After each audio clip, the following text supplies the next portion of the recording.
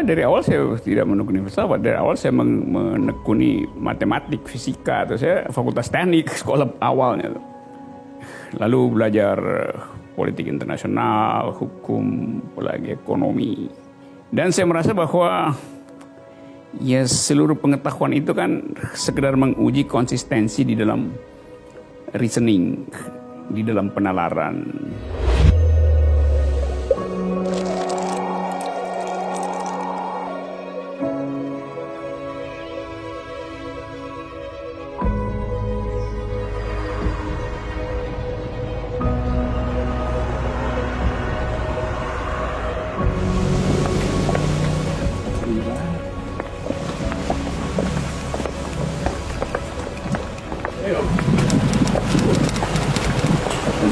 Banyak banget orang lu. Kawat. Siang bang. Wah ngapain nih?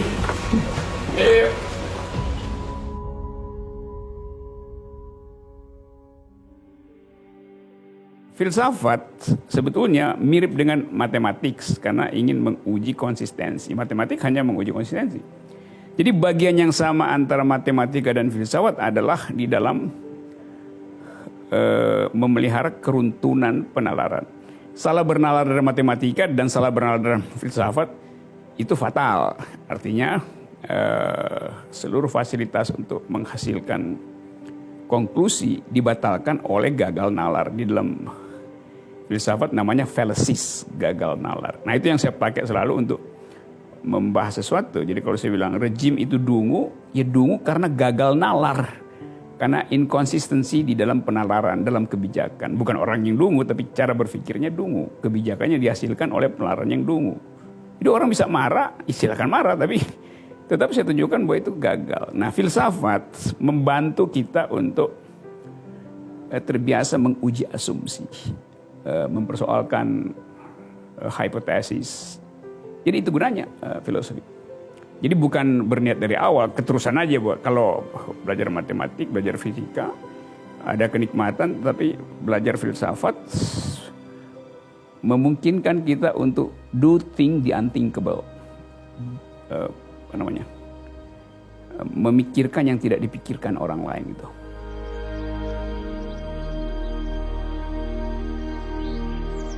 Ini teman-teman saya nih, Cosi sama Maman ya. Buset, gila nih.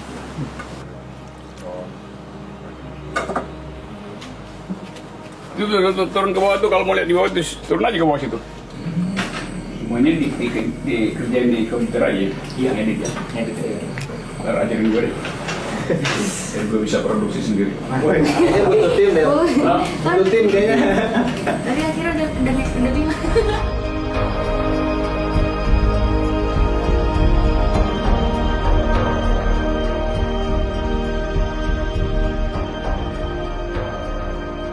Saya masuk ke filsafat justru karena saya tidak menganggap itu menakutkan. Bagi orang lain mungkin menakutkan karena memerlukan penelusuran ulang terhadap keyakinan-keyakinan sebelumnya itu, past event itu. Peristiwa yang lalu kan mesti kita batalkan. Kita belajar filsafat, ternyata dia bertentangan dengan past event kita. Tentang sesuatu yang udah kita yakini kan kita mesti bongkar kan. Itu yang sebetulnya mencemaskan dia. Jadi ya orang semacam itu ya nggak usah belajar filsafat kan. Jadi jangan dekati karena nanti bisa bunuh diri itu. Ya banyak orang yang nggak mampu dan akhirnya bunuh diri itu karena merasa terganggu, tata tertib batinnya terguncang dan tata tertib pikirannya itu terlihat tidak rapi lagi. Oh dia merasa ya nggak ada gunanya lagi hidup. Tapi ketika dia bunuh diri justru dia bermakna. Ya karena misalnya apa tindakan yang paling berguna dan bermanfaat bagi seorang, ya bunuh diri dengan alasan apapun. Saya menggunakan filsafat untuk membongkar persembunyian ideologi, untuk membongkar sebut aja bahasa kekuasaan yang dipalsukan oleh penampilan publik seorang pejabat. Jadi saya memakai filsafat sebagai metode, sebagai alat berpikir gitu. Bukan sebagai aliran pikiran gitu. Ada aliran pikiran postmodernism, ada aliran pikiran eksistensial, macam-macam. Tetapi semuanya itu harus dianggap sebagai metode berpikir. Jadi dengan menganggap bahwa sebut aja seluruh kehidupan publik harus bisa dipantau melalui filosofi. Jadi melalui peralatan berpikir filosofi ya. Nah di dalam metode berpikir itu kita misalnya bertanya apa itu kebenaran itu. Kebenaran itu dalam filsafat, dalam metode adalah koherensi di dalam argumentasi. Saya periksa koherensinya aja kan.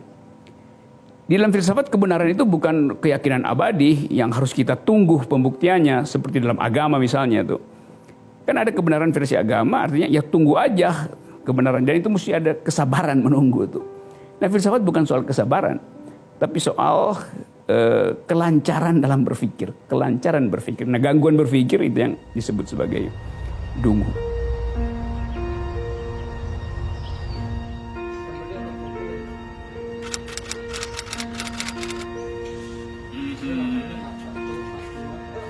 Apa lo? Ini apa? Dia kamar mandi ini ya kalau perlu.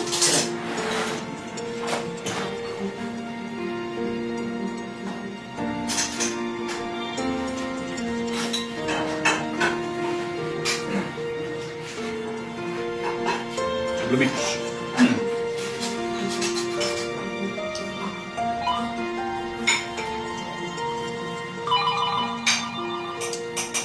Aman.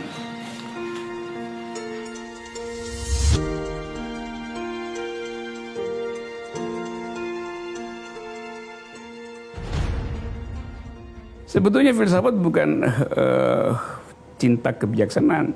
Filsafat cinta reason, cinta nalar, bukan cinta kebijaksanaan. Kata dasarnya memang filosofi atau mencintai tapi bijak di situ dalam pengertian mampu bernalar dengan baik. Kan itu. Jadi kalau ditanya orang semacam apa yang bijak, ya orang yang jalan pikirannya tidak dibatalkan oleh fallacies. Salah satu fallacies adalah feodalisme atau yang disebut sebagai ad verecundiam. Jadi kalau yang ngomong presiden maka pasti benar. Kalau yang ngomong adalah pemuka agama pasti benar. Kalau yang ngomong pemuka adat adalah benar. Itu benar karena dia punya posisi di dalam masyarakat. Nah filosofi menentang itu. Benar itu bukan karena orangnya punya kekuasaan, tapi karena jalan pikirannya masuk akal itu. Kan itu soalnya kan. Mendasarkan kebenaran pada status seseorang tuh itu otoritas mendahului verifikasi kalau gitu kan. Ya filsafat kebaikan tertinggi itu adalah bernalar sempurna, bernalar tanpa cacat. Jadi bernalar lurus sebetulnya atau force of the better argument, kekuatan argumen yang lebih baik, bukan argumen terbaik yang lebih baik. Jadi selalu ada baik itu kalau dimungkinkan untuk dibatalkan. Sesuatu yang mungkin dibatalkan itu namanya menghasilkan kebaikan. Prinsipnya fallibilism. Sesuatu yang tidak bisa dibatalkan, yang nggak ada gunanya mau dinilai karena potensi dia dibatalkan sudah dia hilangkan sendiri. Jadi buat apa disebut dia baik dan buruk? Karena baik selalu ada di dalam kontrapolasi dengan yang buruk. Kita sebut dia cantik karena kita screen out yang buruk. Kita sebut dia buruk karena kita bandingkan dengan yang cantik. Jadi selalu ada di dalam yang biasa disebut binary opposition. Kan kita bilang Anda bermutu karena ada patokan bahwa dia tidak bermutu. Nah waktu kita bilang dia bermutu, kita berupaya untuk hilangkan yang tidak bermutu. Padahal dia disebut bermutu ketika dibayang-bayangi oleh si tidak bermutu itu. Jadi antagonisme lah yang menghasilkan kebaikan. Nah sekarang orang mau tutup antagonisme, termasuk kritik. Kritik itu buruk. Dari awal kekuasaan di doktrin tertutup, karena nggak boleh dikritik kan itu justru yang buruk kan. Karena antagonisme dihentikan. Ngomong-ngomong tentang Rocky, Salim. Yang dulu. Salim. Yang langsung ini temannya Rocky dulu. Yang foto kita di sana yang foto tempatnya Ika itu kan orang nanya, ini siapa nih? Gue itu Cosi namanya tuh. Iya, tadi gue juga belum lihat dia kirim-kirimin. Habis lo ngomong di pertemuan itu kan lo pergi ke satu tempat tuh. Itu Dia udah bertahun-tahun ya di situ. Wah. kuat kan.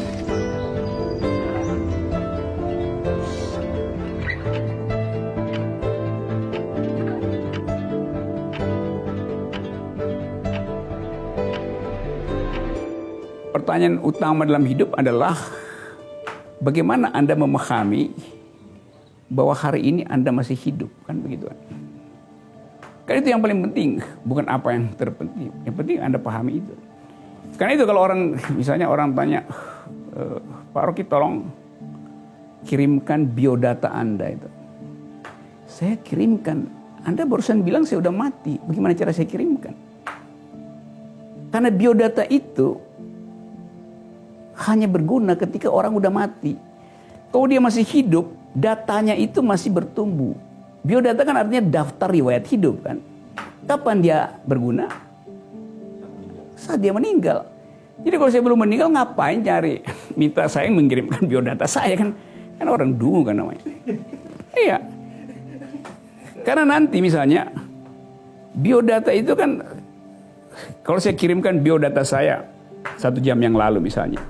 Selama sejam ini saya udah berubah biodatanya karena bicara dengan Anda kan. Jadi in the making biodata itu ongoing.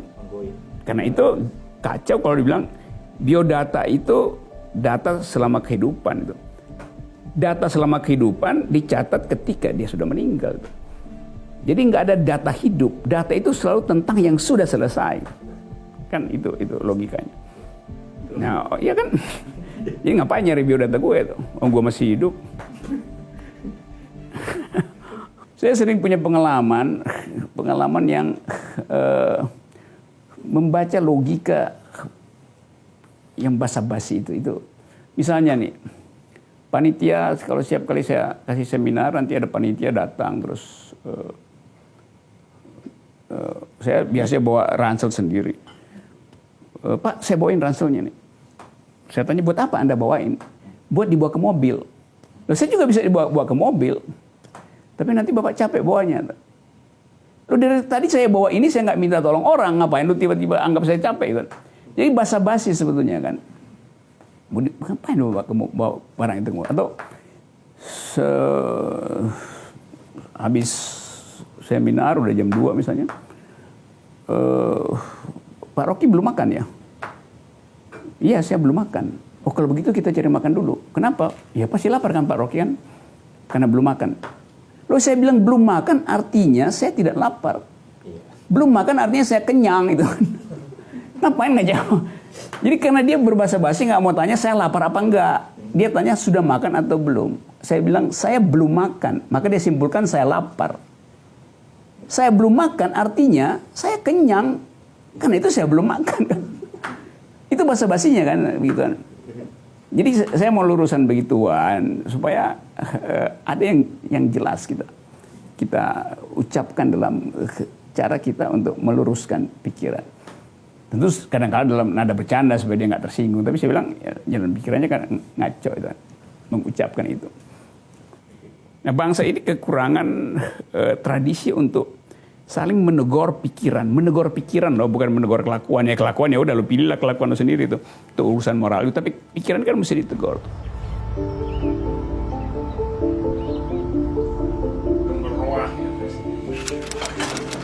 Makanan khas Manado ya. Iya, nih Udah, makan dulu. Iya. Silakan ya, oh, piringnya ada ya? Ada itu. Yoi.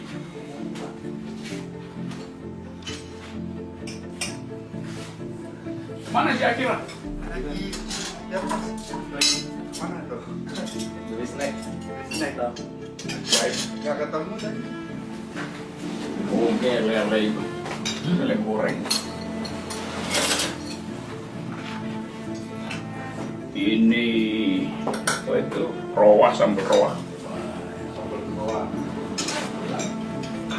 Kita makan dulu.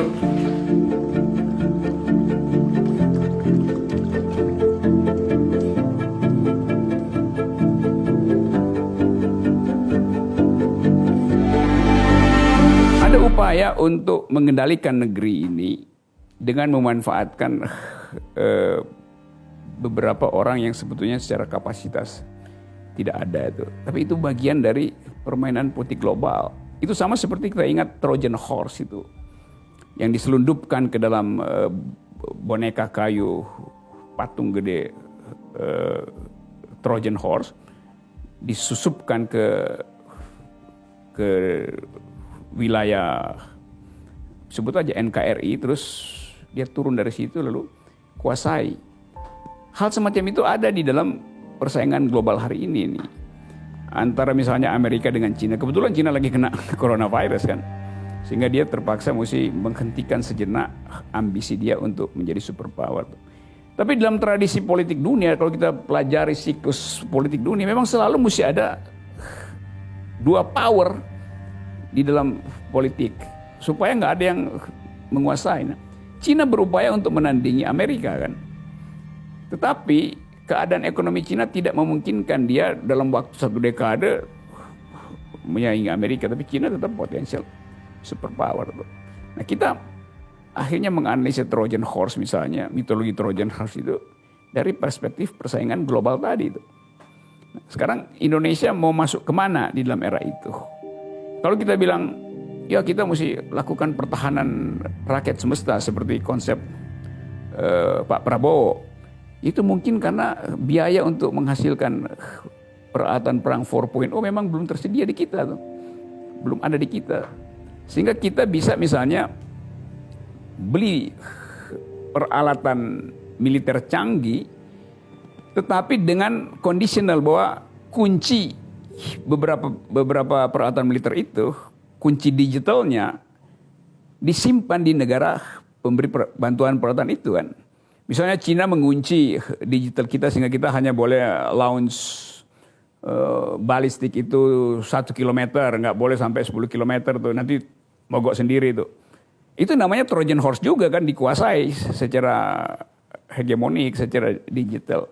Karena kita nggak mampu bayar itu kan. Jadi kalau industri strategis tidak dikembangkan sendiri di dalam negeri, maka kita jadi bulan-bulanan negeri lain. Tapi di dalam negeri ada pilihannya, mengembangkan industri strategis atau mengembangkan keadilan sosial. Kan itu juga trade off kan. Seorang perempuan namanya Greta Thunberg dapat award sebagai Person of the Year dari majalah Time karena berhasil mengumpulkan 240 juta orang untuk lakukan climate strike, demonstrasi anti lingkungan. Ini perempuan umur 15 tahun, kelas 2 SMA mungkin, yang melakukan itu. Dan dia bertemu dengan berbagai presiden dunia untuk program climate perawatan lingkungan ini. Nah, soal-soal semacam itu yang saya bilang dunia bicara tentang global ethics yang isinya adalah environmental ethics, feminist point of view, ecofeminism.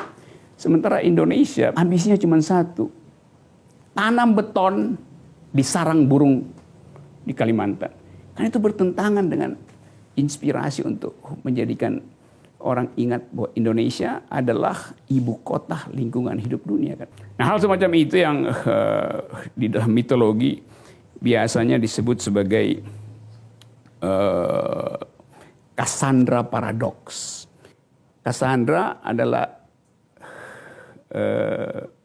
perempuan yang diberi kemampuan oleh dewa-dewa di Yunani dalam mitologi. Dia mampu jadi fortune teller, mengatakan apa yang akan terjadi ke depan. Tapi dia sekaligus dikutuk bahwa tidak ada orang yang akan percaya pada dia. Maka itu disebut Cassandra Paradox. Kita lagi berupaya menjadikan dunia ini nanti 50-100 tahun ke depan ingat bahwa Indonesia menyumbang oksigen pada dunia. Tiba-tiba idenya adalah pindahkan ibu kota.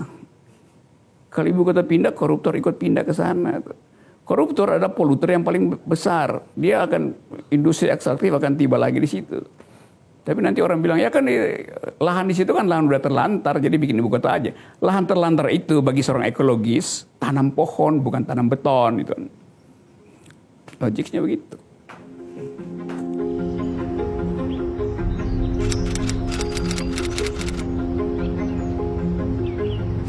Sebenarnya tempat saya latihan kalau teman-teman Mapala itu Sadon itu 3 jam jalan ke atas itu. Turunnya 2 jam. Mesti kalian ikut situ. Sadon. Dekat pondok pemburu namanya. Dulu orang suka berburu batu hutan di situ. Oh, masih ada pemburu hutan.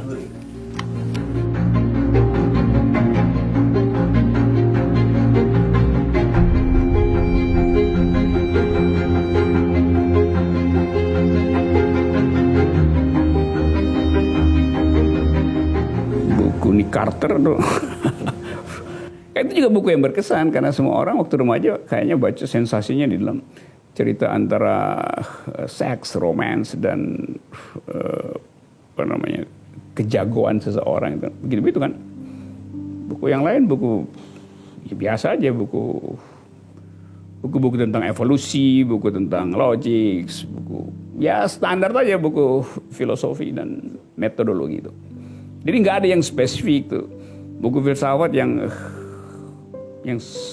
kalau ada mahasiswa ingin tanya, sebaiknya saya mulai baca buku apa? Nah itu saya bisa jawab. Tapi walaupun itu bukan buku favorit saya, tapi saya tahu dia akan membantu. Misalnya Anda jadi mahasiswa filsafat atau mahasiswa sosiologi, mahasiswa ekonomi, mahasiswa hukum, mahasiswa apa aja.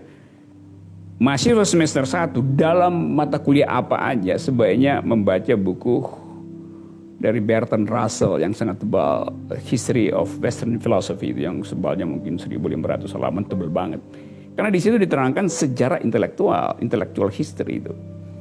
Dari awal sampai abad 20 itu. Jadi kita bisa baca tentang perkembangan ilmu ekonomi, perkembangan sains di situ, perkembangan matematik, perkembangan filosofi di dalam satu buku itu.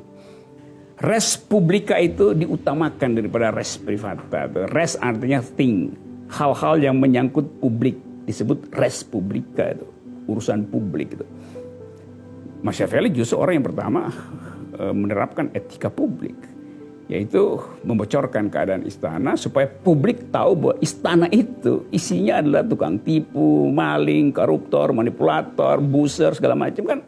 Machiavelli yang bocorin itu melalui traktat yang disebut tadi sang pangeran tuh, Il Principe, The Prince.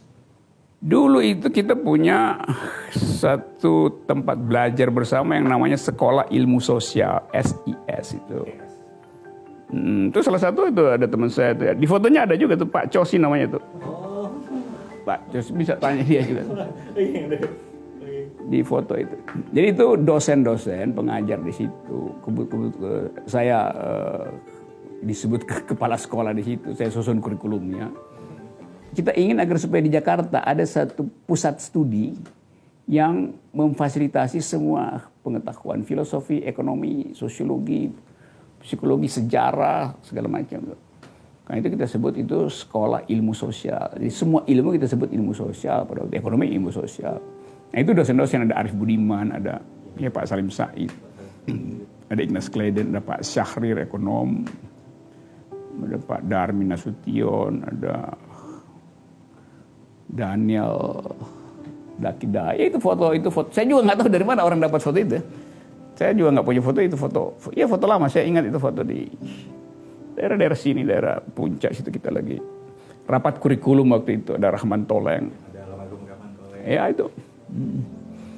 Yang kemudian orang anggap itu kumpulan yang disebut PSI dulu ya, bukan PSI sekarang. Di pikiran sosialis, ya memang ada unsur itu. Atau kaum liberal kiri, ya memang ada unsur itu. Karena waktu itu Indonesia dalam era otoritarianisme, ada developmentalisme dari Pak Harto, dan kita ingin agar supaya mahasiswa punya atau publik umumnya punya cara berpikir lain dalam melihat masa depan ini. Maka dibuat sekolah itu, sekolah ilmu sosial. Tapi cuman mungkin 3 tahun terus dilarang oleh pemerintah karena dianggap itu di luar pakem. Setelah institut itu kita dirikan, ada Gus Dur di situ, ada beberapa tokoh LSM, ada intelektual. Di dalam upaya untuk bikin parameter bahwa kesetaraan warga negara mendahului segala macam perbedaan. Ethnicity, agama, power relation, economics,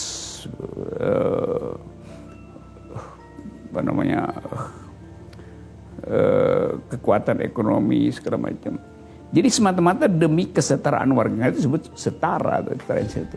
Jadi demokrasi ingin dihasilkan ulang dengan satu prinsip bahwa hanya di dalam kesetaraan antar manusia dimungkinkan kesetaraan argumen. Sebab kalau nggak ada kesetaraan antara manusia, nah orang yang merasa dia darah biru bisa menganggap argumennya juga biru, padahal argumennya butek kan. Kan itu soalnya kan. Jadi kita ingin setara itu di dalam pikiran supaya aspek-aspek demokrasi bisa dirawat ulang dengan prinsip-prinsip kesetaraan itu sendiri.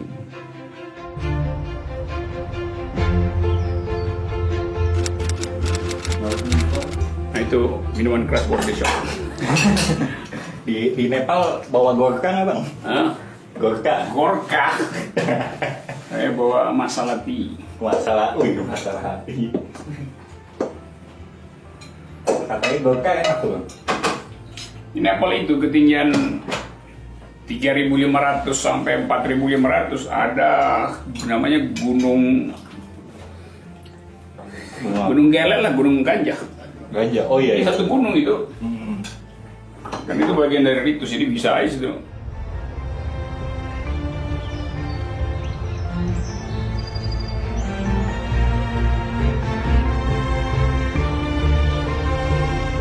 Nah, bisanya ngopi dah. Itu bukan hobi, itu habits apa? Hobi apa lagi ya yang disebut hobi dah. Semuanya nggak ada lagi yang saya sebut hobi. Saya membaca, iya itu bukan hobi, itu saya perlukan sebagai alat untuk mengecek saya masih waras apa enggak itu. Naik gunung juga bukan hobi, itu saya lakukan terus buat cek apakah dengkul saya masih kuat ngangkat beban, nahan beban kalau turun, apakah paru-paru saya masih mampu menyimpan oksigen sebagai cadangan untuk nanjak ke jarak yang makin jauh kan.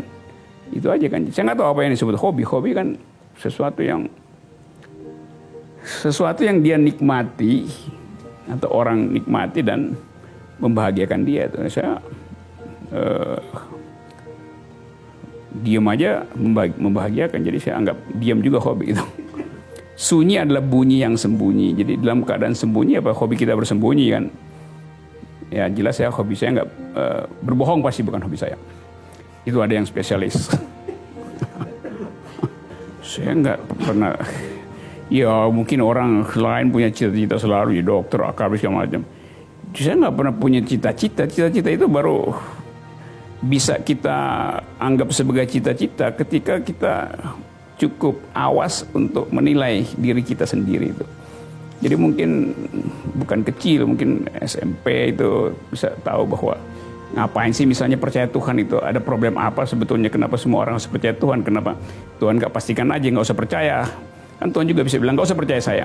Jadi pikiran-pikiran semacam itu kan biasa umur 15, 12, 15. Bukan waktu kecil ya, ketika kita mulai bisa melihat perbedaan-perbedaan itu di dalam cara berpikir orang. Jadi saya punya cita-cita ya berpikir aja, berpikir yang di luar kebiasaan itu. Nah itu hal yang seharusnya baik sebetulnya. Kalau semua orang berpikir di luar kebiasaan, maka ada percakapan di antara orang-orang.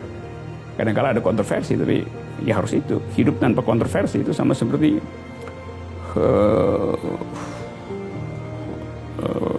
jurnalis yang tanpa narasumber. Ini tanduk yak. Oh bunyinya beda-beda.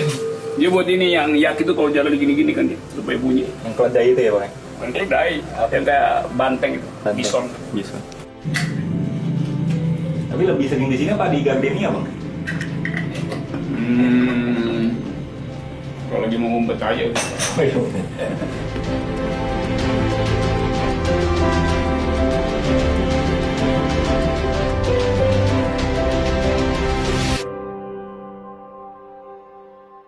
Ini bukan lukisan perempuan, ini lukisan punggung. Dan semuanya punggung. Iya saya mengkoleksi sebetulnya di mana kalau saya pergi ke mana jalan. Ini saya beli di mana? Ini Ini Vietnam, ini semua pelukis Vietnam ini yang punggung-punggung itu, dan saya nggak tahu orang ini siapa, apa dia pelukis jalanan atau apa segala macam. Tapi saya selalu merasa yang lebih menarik yang membelakangi daripada yang memperlihatkan wajahnya tuh. Jadi punggung itu kan urat saraf semua aja di punggung. Dan imajinasi kita justru tumbuh kalau kita tidak lihat wajahnya. Gitu aja. Ya seni itu bagian dari nafas manusia selalu bernafas karena ada yang disebut seni. Seni itu kan semacam ketertiban yang tidak dibuatkan order. Jadi ketertiban yang disorder. Itu bisa paradoks, ketertiban tapi disorder. Ya maksudnya seni itu tumbuh kalau dimungkinkan terjadinya disorder. Tapi kemudian seni itu menghasilkan stabilitas, ketertiban yang disebut esteticism. Nah kalau dia jadi esteticism maka seni itu berhenti sebagai doktrin. Tapi saya tidak lihat seni sebagai esteticism, tapi sebagai elang vital, daya dorong untuk daya dorong hidup namanya kan, elang vital itu, energi lain. Karena perempuan diberi kemampuan menghasilkan generasi, laki-laki enggak. Dia menstruasi, dia melahirkan. Kalau laki-laki bisa menstruasi misalnya, hari kedua dia pingsan itu. Perempuan bertahan 7 hari dengan daya tahan itu kan alam memberi itu. Kalau laki-laki bisa melahirkan, bukaan ke-8 dia mati itu. Karena struktur anatomi laki-laki tidak dimungkinkan untuk meloloskan bayi dari dalam kandungannya kan. Jadi alam memberi kemampuan pada perempuan melebihi kemampuan kekuatan fisik pada laki-laki. Tapi dianggap bahwa perempuan cengeng, ya itu soal mental. Tapi daya tahan fisik, coba aja. Bahkan dalam sejarah dianggap setiap kejatuhan politisi laki-laki, di belakangnya ada perempuan yang jahat, yang disebut femme fatale. Bahwa perempuan adalah roots of all evil, sumber segala iblis, yang disimbolkan lewat Medusa itu. Ya dia tatap laki-laki, maka laki-laki jadi batu, terus laki-lakinya ambil cara ketika mata Medusa lagi dia istirahatkan, dicopot, maka dia ditebang, penggal kepalanya kan, curang laki-lakinya kan. Pada laki-lakinya itu adalah jagoan pahlawan Athena namanya Pericles. Ya gitu-gitu tuh. Kita juga banyak mitos begitu di Indonesia, juga banyak mitos yang semacam itu, yang menganggap perempuan adalah the unspeakable. Sekarang mereka the unstoppable melalui politik emak-emak.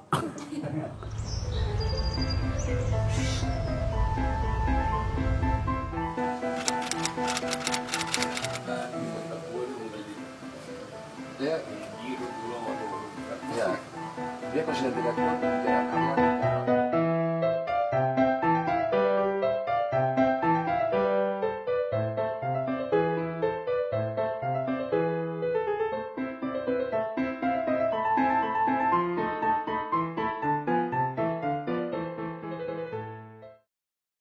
kan disebut peristiwa unik, itu artinya orang masuk di dalam kondisi eksistens gitu. Di ujung tebing misalnya Anda dapat kondisi eksistens itu. Jadi kehidupan itu diuji di dalam momen yang eksistensial, di mana otentisitas orang itu, dia otentik apa enggak, pertanggungjawaban terhadap otentisitasnya.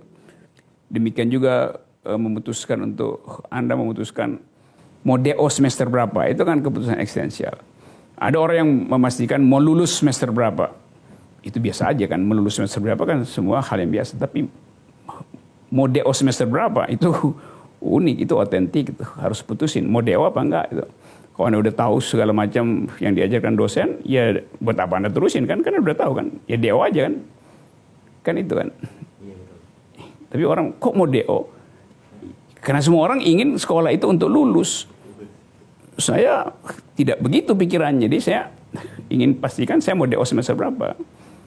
Kadang-kadang semester 2 mungkin kita anggap ya udah saya udah tahu tuh buat apa. Nanti nggak dapat ijazah. Sering saya katakan ijazah itu tanda orang pernah sekolah, bukan tanda dia pernah berpikir gitu. Jadi bukan keanehan tapi paradoks itu yang harusnya dimunculkan sebagai diskurs. Nah, filsafat selalu berupaya untuk memperbanyak paradoks.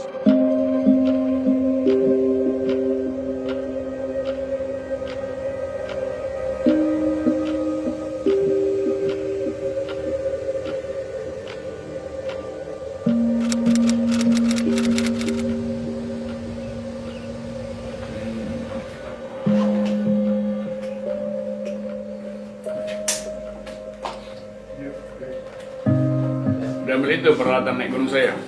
Udah. Sama itu akun yang buat manjat es. Nice. X.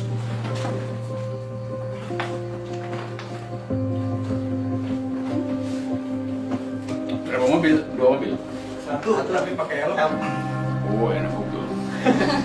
Berarti nggak pulang nih kalian. Turunin masing-masing rumah.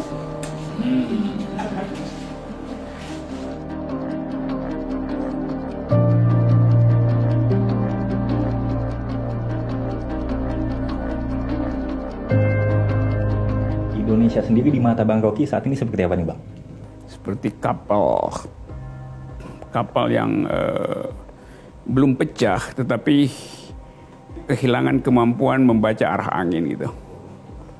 Sehingga dia nggak tahu kapalnya bergerak ke utara apa ke selatan.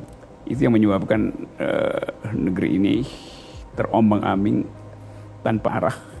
Jadi nakoda itu sebagai politisi dia harus paham banyak pengetahuan supaya kapalnya bisa tiba di pelabuhan yang teduh.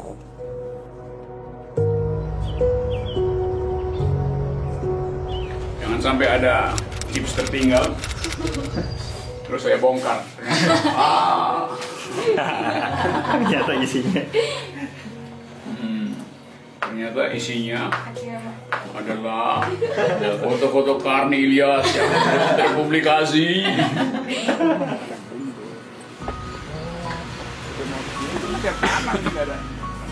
Oh, memang konsepnya seperti itu ya Bang ya? Iya. Kirain emang sengaja nggak gitu Bang. Ini kita ke kanan? Oh, udah gitu aja. Wah, ini. Kalau ada ini mungkin ada pengajian di sini. Bisa, bulan sekali saya jadi ustadz. Ustadz apa bang? Ustadz akal sehat. Tinggal tanya UAS.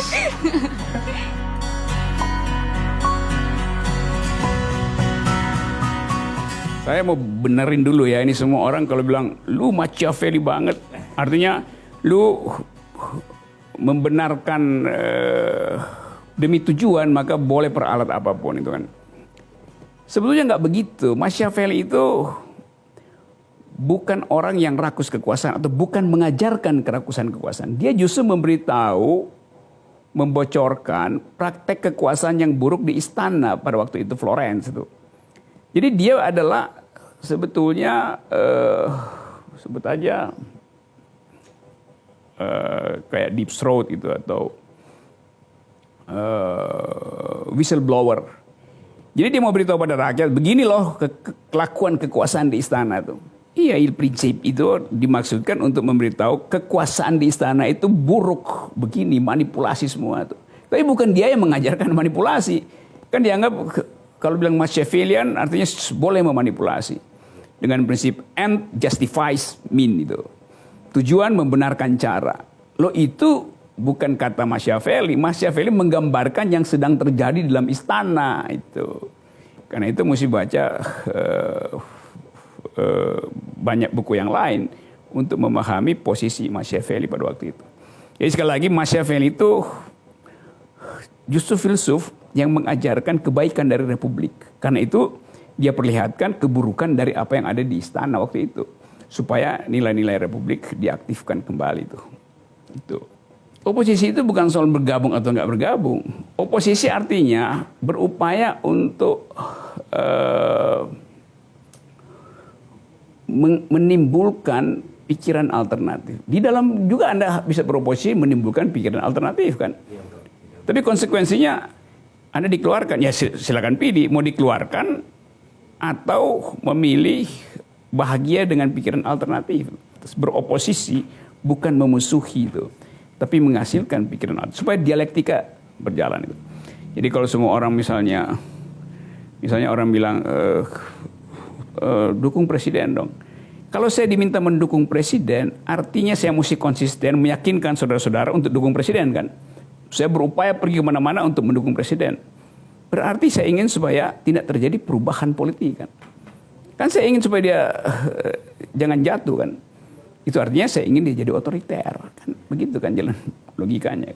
Tapi kan nggak perlu semuanya. Loh, kalau nggak perlu semuanya yang harus beroposisi, yang harus mendukung presiden, kenapa Anda minta saya mendukung kan? Kan kebanyakan menjengkelkan kan argumennya kan. Kan kalau saudara Rocky ada di dalam kekuasaan kan masih ada yang di luar. Nah kalau masih ada yang di luar, kenapa saya disuruh masuk ke dalam gitu? Padahal kalau saya masuk ke dalam, saya mesti juga berupaya supaya yang luar masuk ke dalam kan. Kan konsistensinya begitu kan. Jadi kita berselancar di dalam tidal wave of stupidity, di dalam arus pasang kedunguan kan. Itu yang membuat bangsa ini heboh dengan 4.0, tapi otaknya 0.4.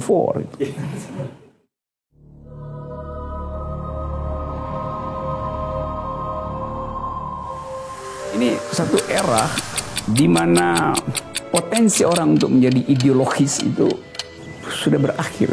Lalu kita berupaya untuk memahami dunia ini atau perkembangan baru ini dalam upaya untuk mengerti bahwa ada adaptasi baru dari alam dan pikiran yang sangat mungkin di dalam 1 dekade ke depan menghasilkan keputusan bahwa era manusia sudah selesai.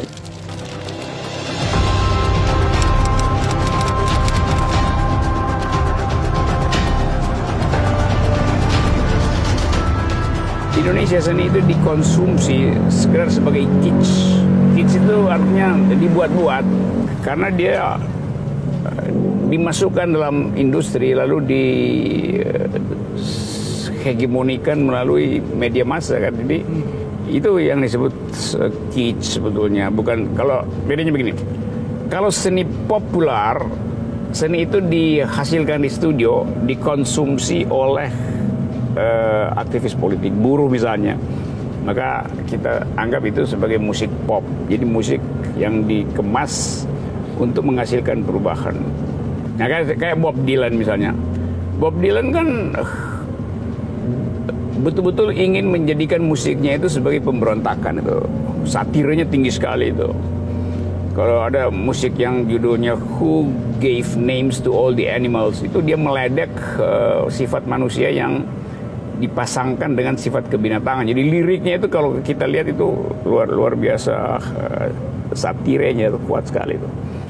Kan musik itu semacam rahim kedua manusia. Setelah keluar dari rahim ibu, dia masuk di dalam rahim kedua, yaitu nada. Kan dia nggak bisa membuat nada di dalam rahim. Jadi waktu dia pindah dari rahim ibu, dia dirawat oleh nada, entah itu dalam bentuk, kalau Islam azan kan, bisikan waktu lahir. Ada yang sengaja muterkan musik buat si anak yang baru lahir, dirayakan, diselebritikan. Ada yang bahkan dalam perut ibunya ditaruh musik klasik Mozart. Jadi memang musik itu dia bukan sekedar menghidupkan, sebetulnya memelihara dimensi batin dari manusia itu sejak dari dalam kandungan itu kan. Itu sebut aja Darwinian faktornya di situ kan. Jadi seolah-olah evolusi itu bertahan bersama dengan ritme musiknya tuh. Seseorang itu dia melayani keadaan dan berupaya untuk menghasilkan yang otentik. Jadi itu ada urusannya dengan masa kecil. Masa kecil ya faktor yang given tentang pelajaran, tentang suasana keluarga segala macam. Tapi kita mesti ukur orang, entah apresiasi atau entah degradasi. Yang kita mesti ukur adalah apa yang dia hasilkan di dalam kondisi sejarah tertentu gitu. Jadi bukan sesuatu yang ada karena turunan lah, enggak dong. Dia kan kesosialan manusia itu diatur oleh hukum-hukum sosiologi. Momentum apa yang membuat seorang jadi kritis. Ada orang yang mungkin di awal kritis, dalam keluarga dididik secara kritis, tapi momen sejarah justru membuat dia jadi oportunis kan, atau jadi pragmatis sehingga tidak kritis lagi kan. Kan konsistensinya diukur di situ. Nggak ada konsistensi karena kelahiran, karena DNA itu mah nggak begitu cara saya melihat sejarah pikiran. Sejarah pikiran selalu bertumbuh karena ada yang disebut dialektika tuh, dan dialektika itu menghukum mereka yang dangkal. Dialektika selalu bertujuan untuk menghasilkan sesuatu yang beyond, yang mengatasi itu. Itu aja metodenya tuh.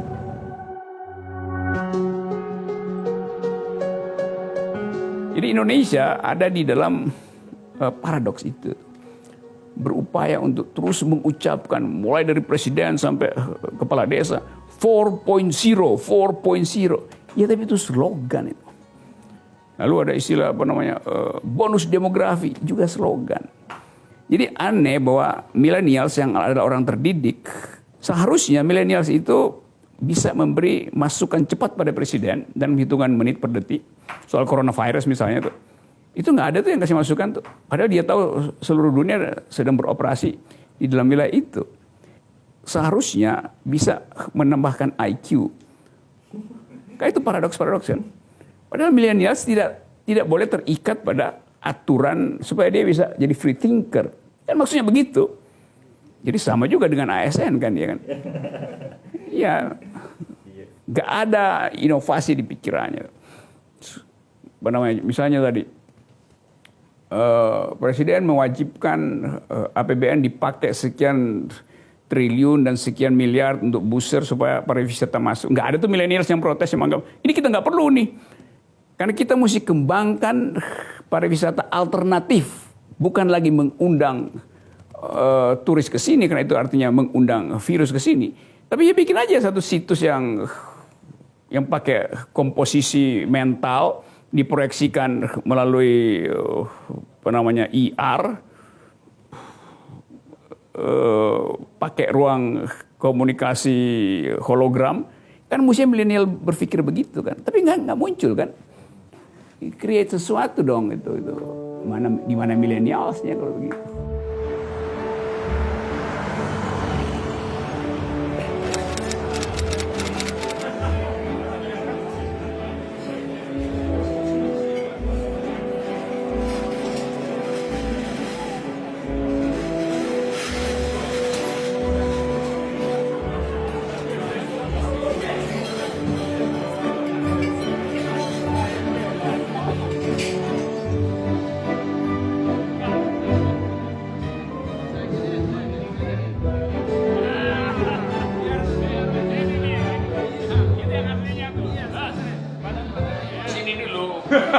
Bikin fixingnya dulu. Gue perlu bantuan Sunan Jaga Kali nih. Fadlizon kan S3-nya sejarah kalau nggak salah. Nanti kita tunggu Fadlizon. Oh, Jawabannya nanti tunggu Fadlizon. wah, mau dites juga Siapa nih. tahu Fadlizon bisa ya kan? Iya. Tahun-tahunan. Baik apa nih? 1800. 1800. Pertama kali gue udah itu. Section DPN itu pasti lebih tahu. Kalau beginian ilmu dia sama gue sama juga. Enggak lah, kalau Bang Rocky nggak tahu saya juga nggak tahu.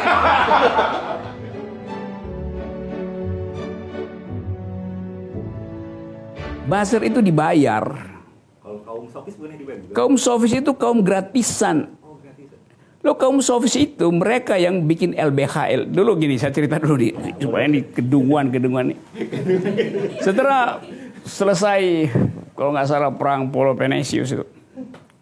Sebagian dari masyarakat merasa bahwa setelah perang tanah-tanah rakyat itu mau diambil alih oleh penguasa baru tuh. Jadi mau dirampas penguasa baru.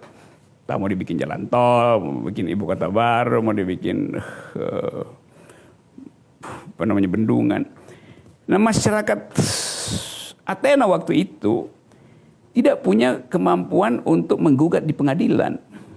Karena itu sebagian orang, intelektual terutama, menyodorkan diri untuk membantu rakyat untuk mempertahankan haknya atau mengklaim ulang hak yang telah diambil oleh penguasa baru. Nah, mereka ini yang disebut sofis tanpa bayaran. Jadi ngaco kan orang-orang di istana presiden yang dulu menganggap bahwa saya jadi sofis. Justru sofis nggak dibayar. Nah, dia kemudian baru dibayar ketika beberapa orang kaya juga ingin minta bantuan hukum gratis gitu. Enak aja kata si sofis, bayar dong, lu kan punya duit.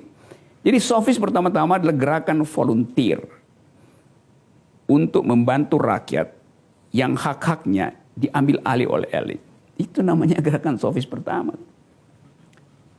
Ini gara-gara cuman asal ngomong, itu modalnya tahu Israel itu dari Wikipedia, itu bahayanya kan, bahwa orang nggak tahu social origin, intellectual origin, asal usul intelek dari sophistry itu tuh. Nah, kemudian kata itu menjadi kata yang buruk, sama seperti Machiavelli jadi kata yang buruk, padahal Machiavelli orang bagus, orang baik yang mau memperlihatkan kerusakan atau political decaying di dalam istana tuh. Demikian juga tadi sophistry.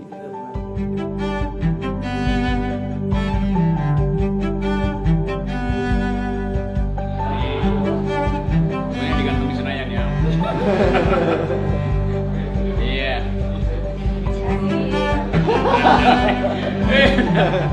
Older than the sea, younger than the mountain, growing like a breeze, country road, take me home to the place I belong, West Virginia, mountain mama, take me home, country road.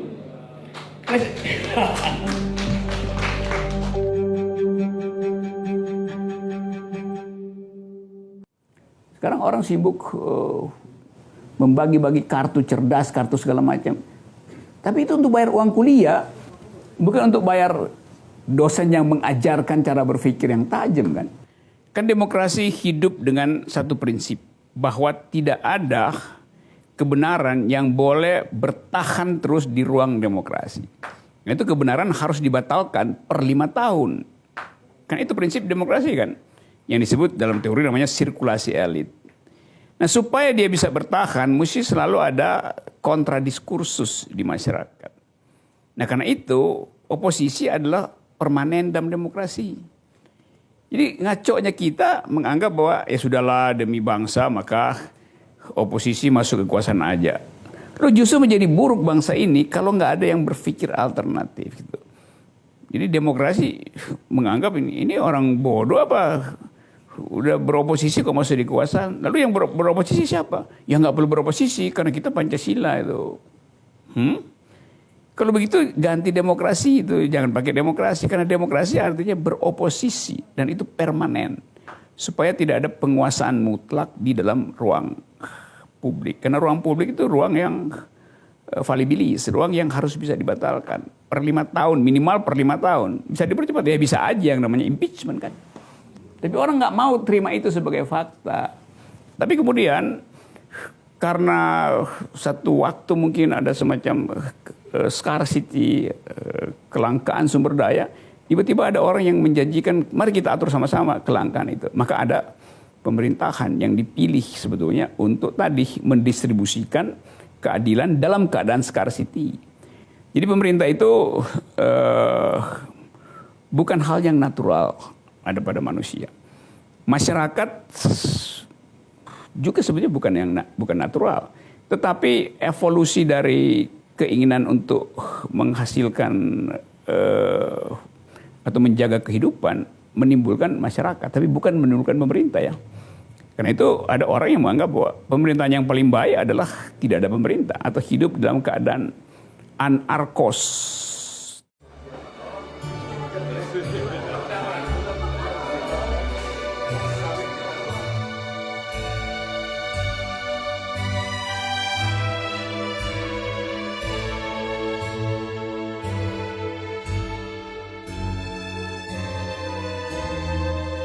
Dengan kata lain, satu nada musik itu dihasilkan oleh pertemuan variabel-variabel kebudayaan. Environment, tradisi, doa, segala macam.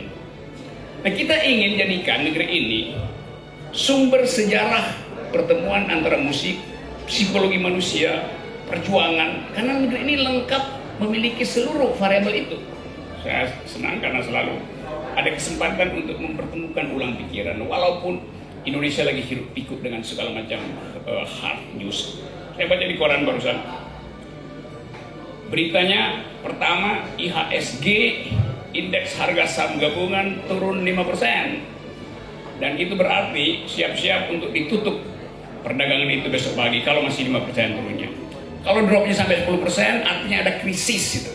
Maka berhenti perbisnisan di Indonesia. Itu berita pertama. Berita kedua, Harvard University tutup kampusnya karena coronavirus. Berita ketiga, coronavirus dapat ditanggulangi, ditangkal dengan susu kuda liar. Jadi orkestrasi apa yang ada di dalam headline kita sehingga kita nggak fokus terhadap satu hal, bahwa seluruh dunia sedang cemas dengan keadaan ini.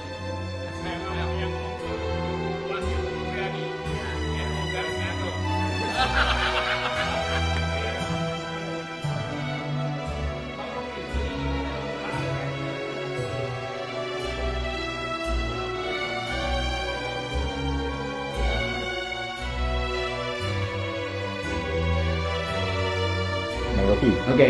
Jika Bang Rocky dari penguasa di Indonesia nih, strategi apa sih Bang yang akan Abang terapkan agar Indonesia bisa maju? Setiap minggu saya wajibkan partai politik ngajarin logika pada konstituennya, pada kader-kadernya tuh. Harusnya begitu. Tapi dia mesti ikut kuliah saya dulu nih ke partai politik. Kan cuman itu yang menjengkelkan saya, bahwa orang dibatalkan potensi untuk berpikir hanya karena fanatisme pada kekuasaan itu. Itu ajaib. Pada 5 tahun sekali juga dia berganti tuh. Tapi logics, freedom of speech, coherent di dalam argumentasi, itu harus melekat pada semua warga negara. Hak warga negara mesti begitu. Baru kita berpikir tentang hak-hak sosial yang lain. Jadi itu yang saya lakukan pertama tuh. Bikin undang-undang tentang wajib berpikir.